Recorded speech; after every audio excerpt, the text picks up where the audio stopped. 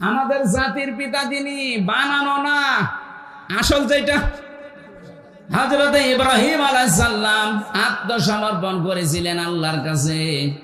তিনি যখনই আল্লাহ ডাক দিয়েছেন, ইযে ক্বালা লাহু রাব্বুহু আসলিম ক্বালা আসলামতু লিরাব্বিল আলামিন। আল্লাহ পাক বলেন, ইব্রাহিম আত্মসমর্পণ করো। উনি গাছের মাথায় কোড়াল দিয়ে কাঠ কাটছিলেন, ওখান থেকেই জবাব দিয়েছেন, আসলামতু লিরাব্বিল আলামিন। আমি এই যে কিছুক্ষণ আগে বলেছিলাম না, ইব্রাহিম নবী খাতনা করেছিলেন, এটা তার সুন্নাত। ওই গাছের মাথায় বসে উনি খাতনা করেছিলেন।